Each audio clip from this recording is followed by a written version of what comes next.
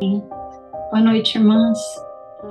Então, como a Miriam falou, as irmãs passaram o encargo desse capítulo para eu estar compartilhando com vocês aquilo que eu recebi do Senhor.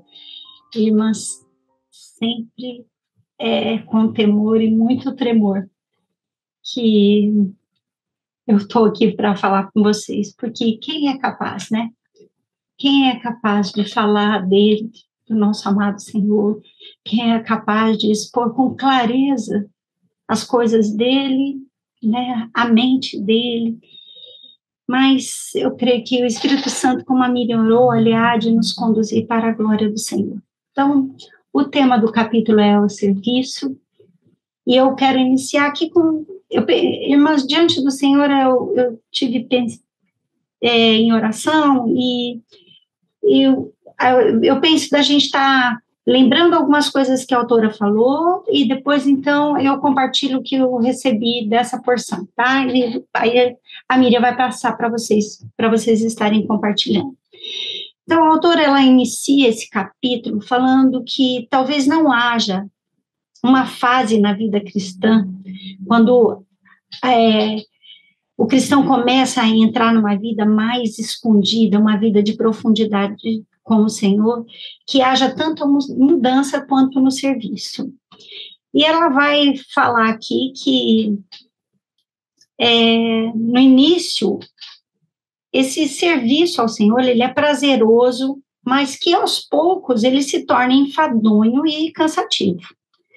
Ela diz que o jugo, que a princípio era suave, ele começa a afligir e o fardo fica pesado em vez de ficar leve. Ela vai citar uma irmã logo no início ali do capítulo, que ela, quando ela se converteu, ela tinha muita alegria, ela era grata por poder fazer qualquer coisa pelo Senhor.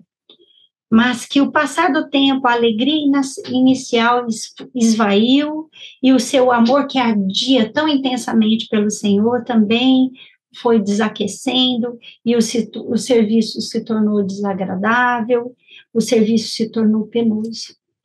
E ela começou, então, a se cobrar e a dizer, será que ela deveria fazer isso? Será que ela deveria fazer aquilo?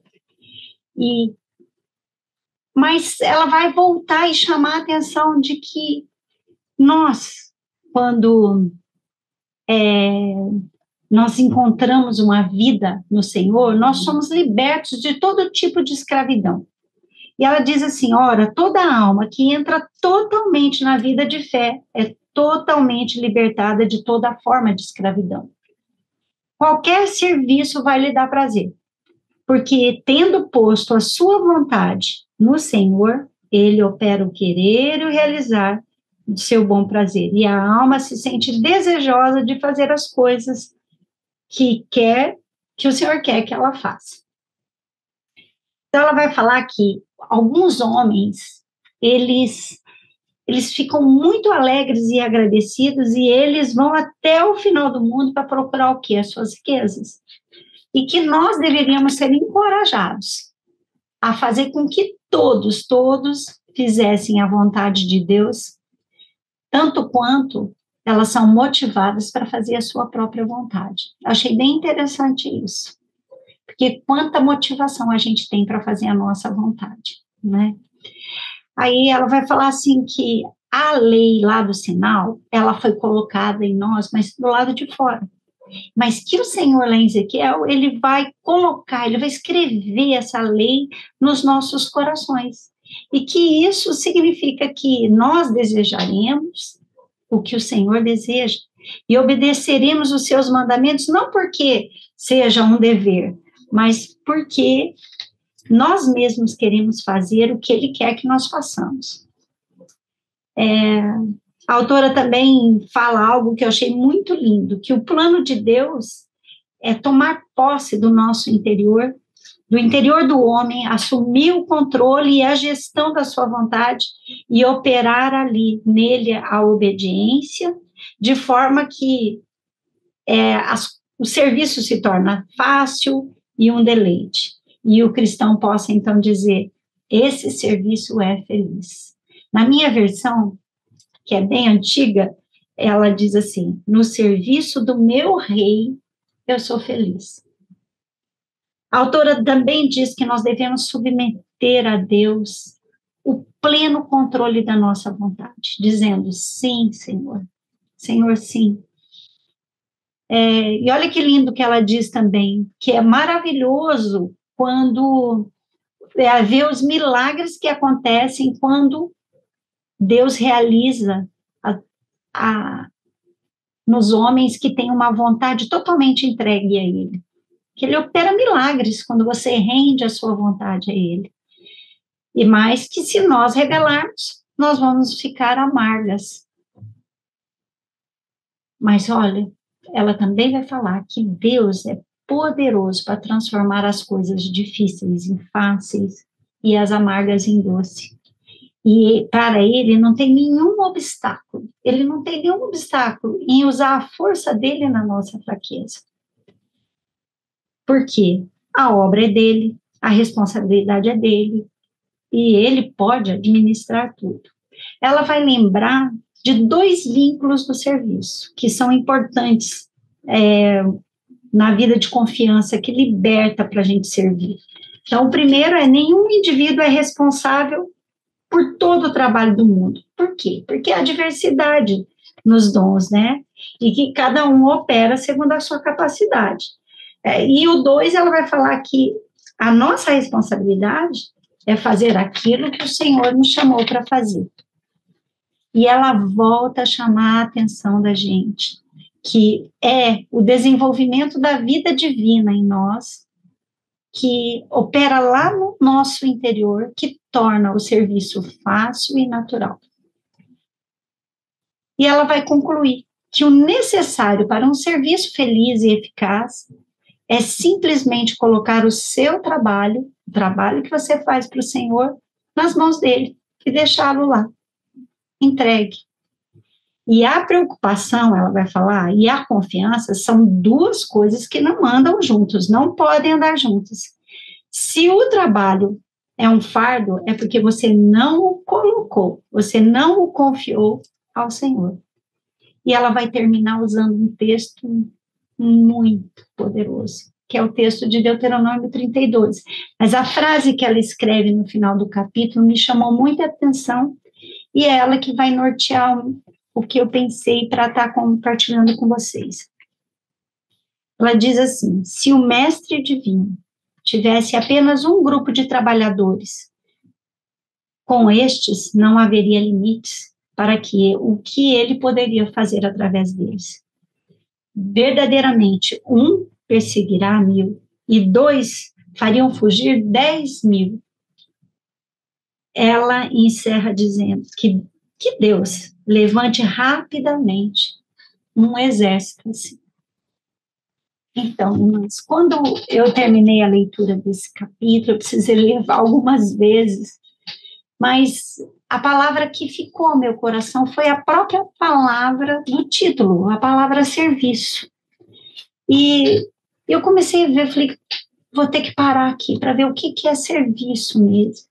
E então, irmãos, eu falei, vou ver quantas vezes aparece, vou ler os textos bíblicos. Irmãs, apareceu 122 vezes em toda a Bíblia. E eu falei, então eu vou começar a ver, e a primeira menção dela é feita em Êxodo, lá no capítulo, logo no início, no capítulo 2, e ele vai falar o quê? A respeito do serviço naquela casa da aflição. O povo estava escravo e o povo fazia um serviço. E qual tipo de serviço eles faziam? Eles estavam edificando uma casa, um templo para um deus, para os deuses egípcios. Eles estavam edificando uma cidade, olha isso, a cidade de Pitom, se a gente for ver. O livro de Êxodo vai nos falar de Ramsés, de Pitom. E aí, a próxima, e ali eu fui ver aqui no dicionário bíblico o significado dessa palavra. E o significado ali, o Strong fala que é um trabalho de um escravo, que é um serviço ali, é um serviço de um cativo, é um serviço prestado a um Deus. E a próxima menção da palavra serviço também é para uma edificação de uma casa, de uma morada, mas agora é a edificação da morada de Deus entre os homens, o tabernáculo. É ali que vai aparecer. E como tem 122 vezes essa palavra aparecendo em toda a Bíblia, então, em outros livros ela vai aparecer. O livro de Levítico não aparece, mas o livro de Números aparece várias vezes. E vai falar desde a idade que aquele que serve o Senhor deveria ter, e até com quantos anos ele trabalharia. E vai tocar no assunto de quem era a tribo responsável para estar servindo ao Senhor. E a gente sabe que era aquela tribo, a tribo de Levi, e a gente também sabe o contexto que essa tribo também foi chamada para servir. Vocês lembram daquele episódio lá do bezerro de ouro? Que quando Moisés desce e eles estão lá adorando aquele bezerro, Moisés, então, a tribo de Levi é a única tribo que responde à pergunta de Moisés. E a pergunta de Moisés é: quem é pelo Senhor? Então, a tribo de Levi se levanta fortemente, rapidamente, e ela elimina todos aqueles idólatras que haviam lá. Então, Deus, de uma nação sacerdotal, ele pega essa tribo, que ele queria tanto uma nação sacerdotal, ele toma essa tribo de Levi e faz dela um sacerdote. E nós vamos ver também em Crônicas várias vezes, em Esdras várias vezes essa passagem, e ali vai ter como o serviço era feito, quais eram os serviços, a atividade diária daqueles que foram chamados para servir a Deus, porque os levitas serviam ao tabernáculo, enquanto os sacerdotes serviam ao Senhor. E aí os levitas, eles era um número muito grande. Se você for ver os números de cada tribo, a tribo dos levitas era muito numerosa. Então, Moisés teve que dividir em 8 turnos de serviços. Já no tempo de Salomão, ali Samuel, no final da vida de Davi, ali nós vamos encontrar 24 turnos de serviço. E cada um na sua função. Quais eram os serviços que eles prestavam? Irmãs, eles tinham um serviço muito minucioso para o exame dos animais. Eram levitas especializados, sacerdotes especializados para examinar aquele cordeiro minuciosamente. A tradição judaica fala que eles tinham 21 pontos de exame naquele cordeiro. Então, era o exame do animal, era os sacrifícios, todos eles, a limpeza do altar, eles tinham que recolher a cinza toda manhã, a manutenção da pia de bronze, vocês lembram daquela pia que era feita com os espelhos das mulheres? Tinha uma manutenção, a manutenção do próprio candelabro, né, a limpeza do candelabro e manter aquele candelabro aceso, também a produção do azeite, alguém tinha que produzir aquele azeite, que todo dia ele tinha que ser 2 vezes ao dia, ir lá e manter aquela chama acesa. Também a própria produção de incenso, a mesa de incenso devia estar todos os dias lá com incenso na presença do Senhor. Os pães, que uma vez por semana, aqueles 12 pães eram trocados. Quanto serviço, né? O montar e desmontar o tabernáculo, a forma que eles carregavam, haviam pessoas da tribo, os filhos de Arão, Coate, Merari e Gerson eram responsáveis pelo transporte do tabernáculo, então eram serviços. E no tempo de Davi, durante todo o dia, haviam turnos se revezando dos cantores. Enquanto havia o serviço no templo, os cantores cantavam e adoravam o Senhor. E todos os serviços, turnos, eles eram finalizados no Shabat, no sábado, ali. E cada família, cada turno era responsável por uma família. Todos da família trabalhavam, todos serviam o Senhor ali na casa. E a gente vê que esse serviço começava logo pela manhã, tinha um sacerdote responsável em ver quais eram os primeiros raios da manhã que surgia, e então ele gritava: comecem o trabalho, e tudo começava. E a gente lembra daquele sacrifício logo pela manhã contínuo que era feito, então já tiravam a cinza, já vinham com as lenhas e já começavam a acender o altar para que aquele animal pudesse ser sacrificado e aquele cheiro subisse agradável à narina do Senhor. Quanto serviço, mas todo serviço era pré-determinado pelo Senhor. Os sacerdotes foram escolhidos e todos serviam, sabe o quê? Com alegria de alma.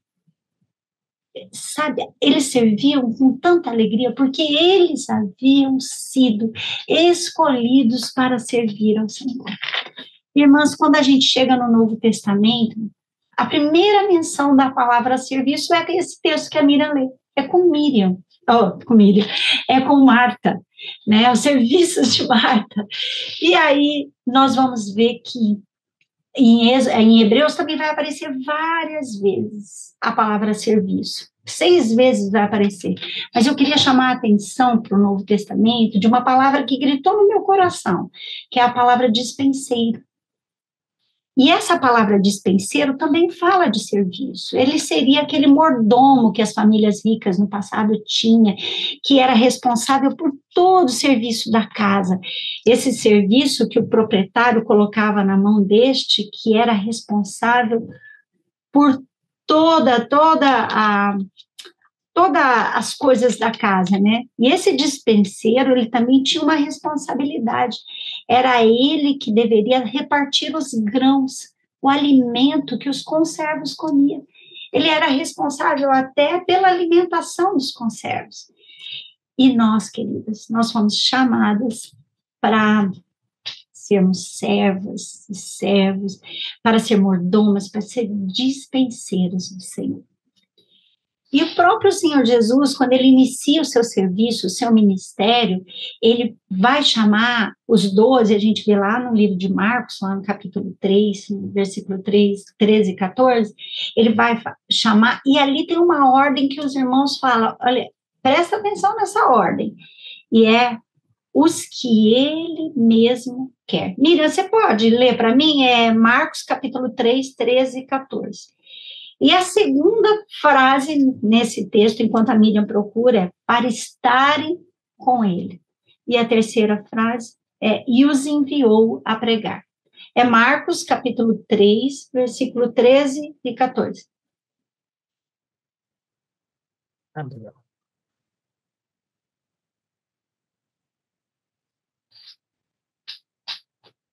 Marcos 3, 13 e 14.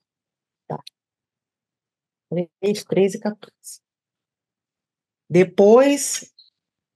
Depois, Jesus subiu ao monte e chamou os que ele quis, e vieram para junto dele. Então designou 12, os quais chamou de apóstolos, para estarem com ele e para os enviar a pregar. Isso. Amém. Tem uma outra versão que fica mais claro, essas 3 expressões. Ele chamou os que ele mesmo quis, para estarem com ele. Depois, os enviou a pregar. Então, alguns irmãos falam assim, que o Senhor não nos chamou para a gente ser funcionário celestial.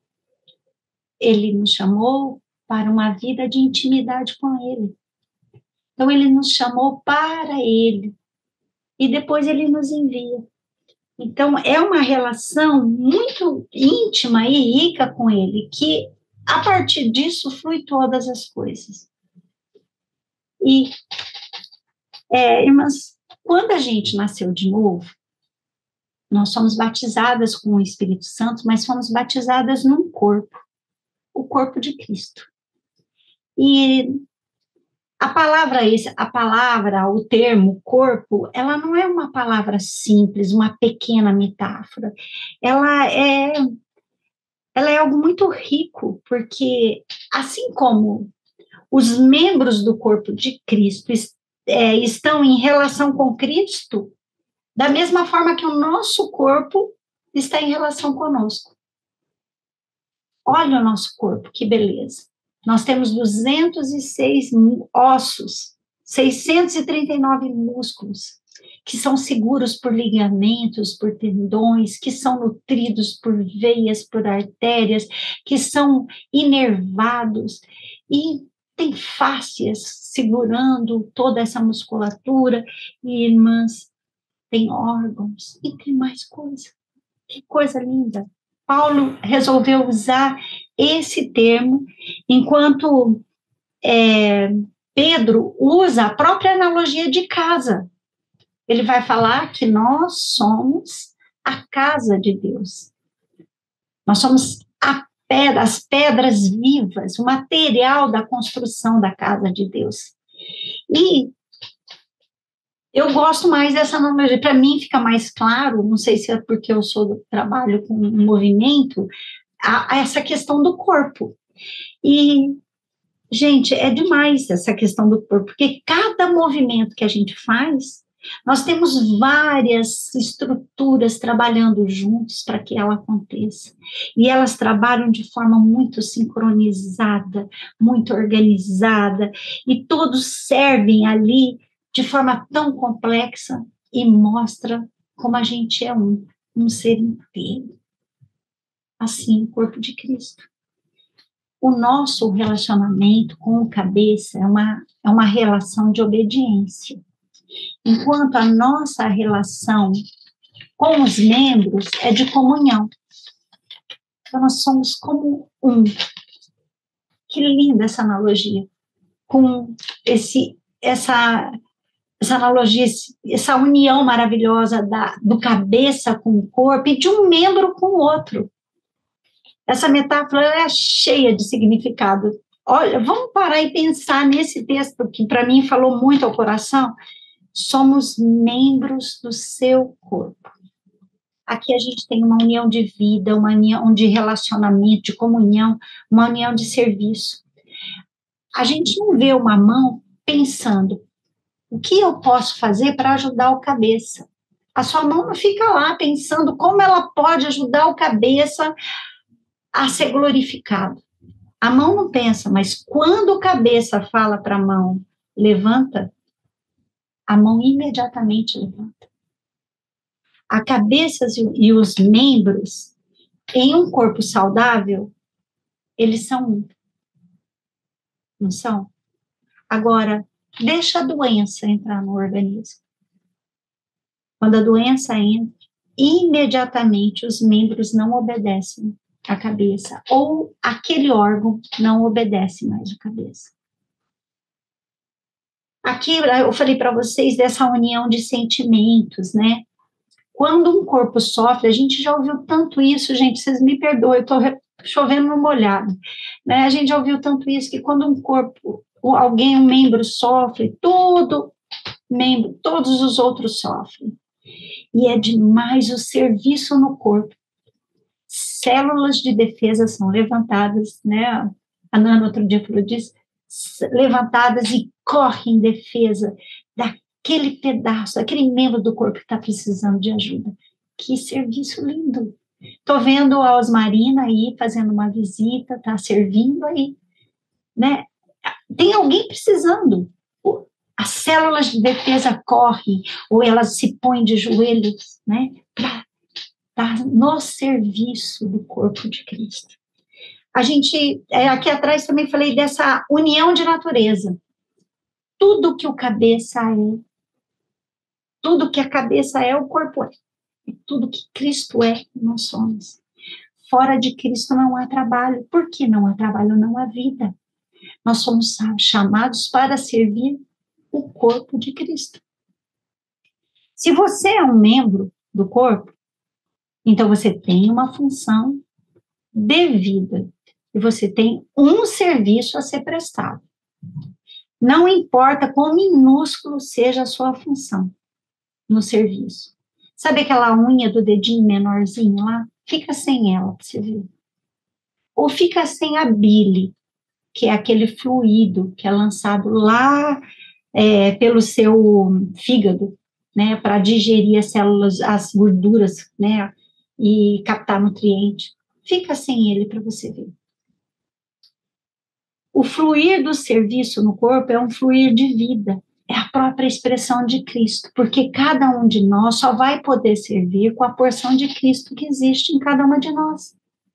Nós não podemos servir com a nossa natureza caída, porque essa natureza foi crucificada com Cristo.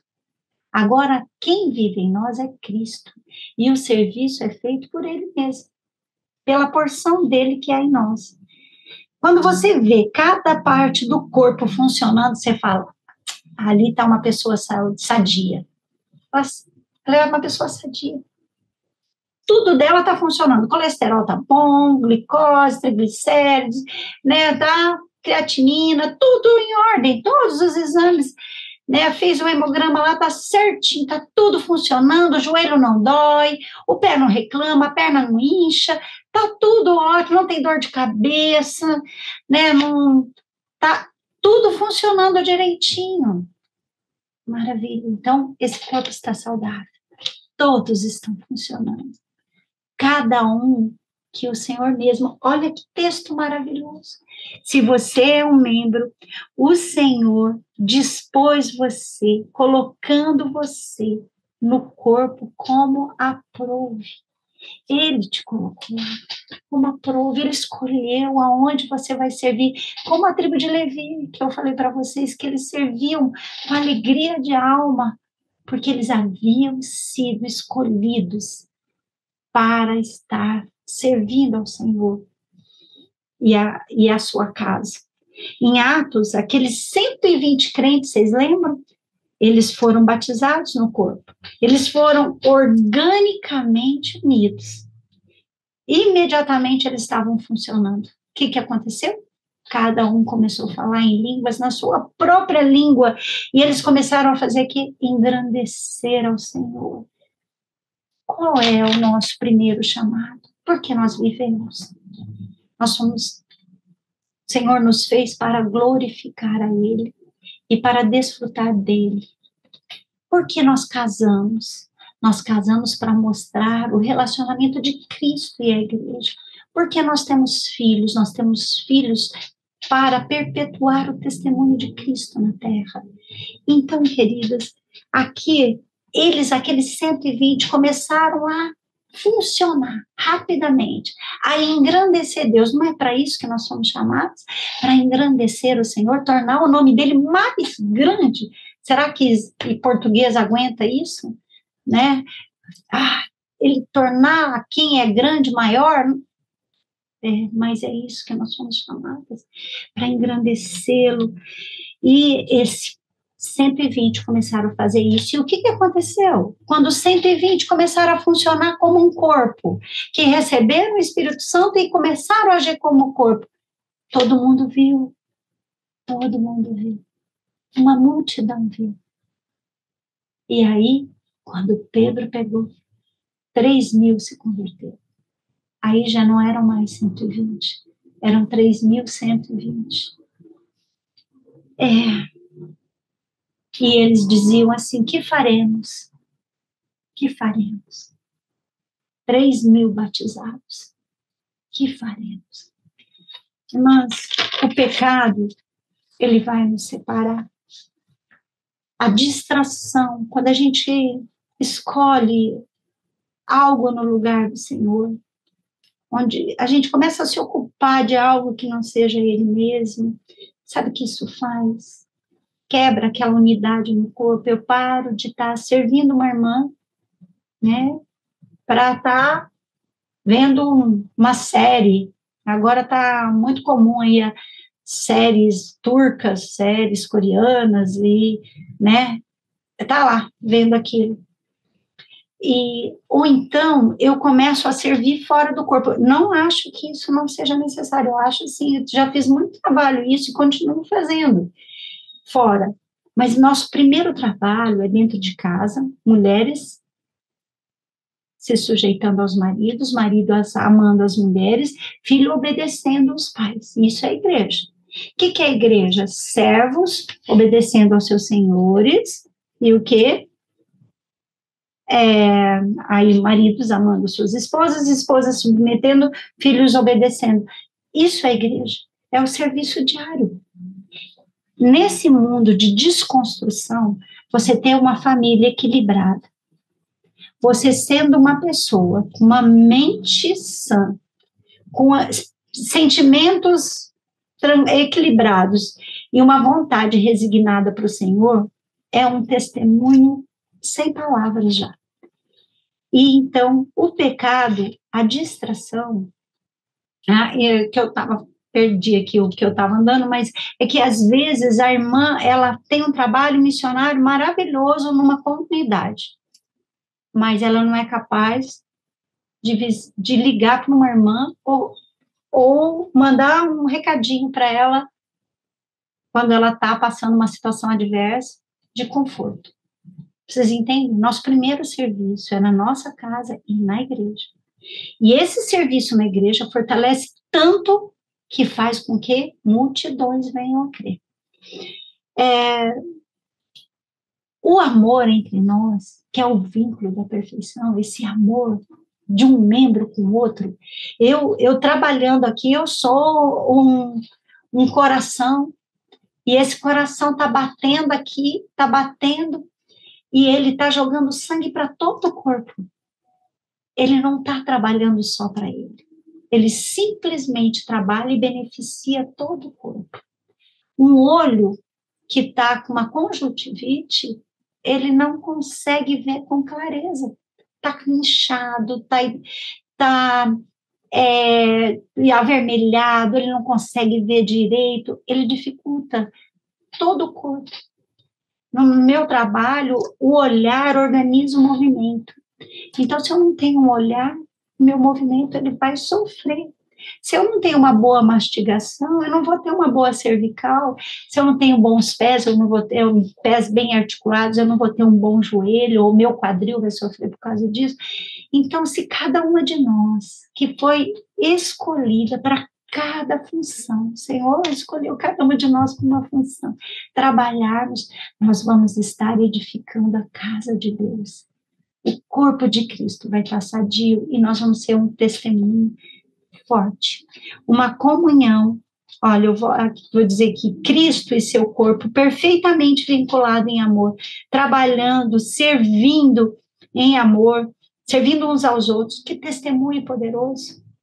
Uma comunhão de cristãos, devidamente, que se relacionam devidamente um com o outro, que trabalham, que servem mutuamente, que crescem no amor um pelos outros, que vivem em obediência a Cristo e a sua palavra, é o melhor serviço para o reino de Deus.